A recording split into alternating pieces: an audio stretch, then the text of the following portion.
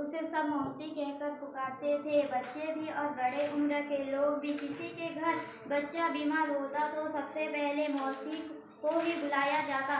किसी के घर शादी होती तो वहाँ भी सबसे पहले मौसी ही पहुँचती। दिन भर मोहल्ले में कभी एक के घर तो कभी दूसरे के घर मौसी बैठी नजर आती। कभी किसी के घर में आंगन में बैठी लड़की के बाल काट रही होती। कभी किसी के घर की छत पर सलजम की कतलियाँ सुखाने के लिए डाल रही होती। जब चंदू की बहन की शादी हुई तब मौसी दिन भर दुल्हन की हथेलियों पर मेहंदी के बेल बूटे बनाती रही। एक दिन आंगन में बैठी मौसी नीले रंग के पल्ले पर झिलमिलाते सितारे टांग रही थी। हम बच्चों से बोली, आओ तुम्हें सितारों जरा आसमान दिखाऊं। आकर उसने हमारे सामने पल्ला बिछा दिया। सचमुच हमें लगा जैसे तारा से झिलमिलाता आकाश हमारे सामने फैल गया हो। बड़ी बहन सुनाती थी कि पहले मौसी तीज त्योहार के मौके पर नाचा भी करती थी, तरह तरह के स्वर्ग भारती पर। अब वह कुछ बुढ़ा गई थी।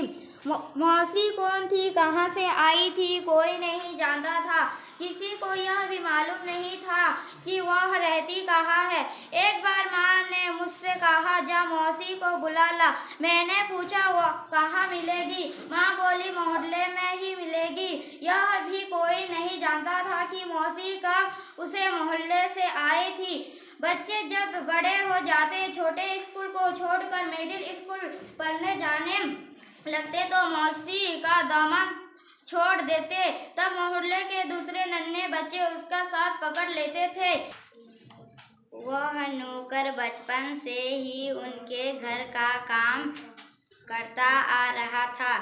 अब वह बूढ़ा हो गया था। उसने घर के बच्चों को अपनी उंगली पकड़कर चलना सिखाया था। अब वे बच्चे बड़े हो गए थे। वे बच्चे ऊंचे ऊंचे पदों पर पहुंच गए थे। पर इस बूढ़े काका के प्रति सबके मन में स्नेह और सम्मान की भावना थी। सब उन्हें अपने परिवार का एक सदस्य समझते थे। परिवार वाले चाहते थे कि ये बूढ़े काका अब कामकाज करना बंद कर दे और शेष जीवन आराम से गुजारे, पर ये थे कि मानते ही नहीं थे। घर की सफाई, झाड़ पोछा तथा कमरों की देखभाल खुद क्या करते थे। एक दिन ये बूढ़े काका अपने बाबू के पढ़ने के कमरे की सफाई कर रहे थे। अपने बाबू के एक एक सामान को उठाते, उसकी धूल पोंछते और उसे यथास्थान रख देते। अचानक जाने कैसे एक बहुत कीमती कलमदार उनके हाथ से छूट गया। कोई साधारण कलमदार नहीं था, वह कारीगरी का उत्कृष्ट नमूना था, बहुत कीमती था, दुर्लभ था। बूढ़े काका जी टूटे हुए कलमदार को एकट देखते रहे। उन्हें कुछ समझ नहीं कि अब क्या करें। अंगद उसका नाम था। यथा नाम तथा गुण वाला।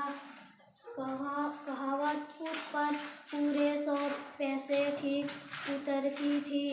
जैसा वह बैठ जाता फिर उठने का नाम ना लेता। ना घर की चिता, ना खाने पीने की।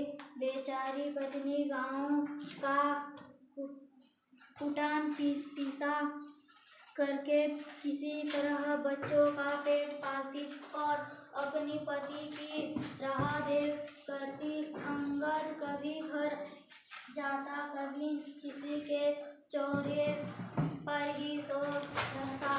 लोगों को आश्चर्य होता यह देखकर कि गांव का यह अवस्था प्रधान युवक इतना आलसी क्यों है।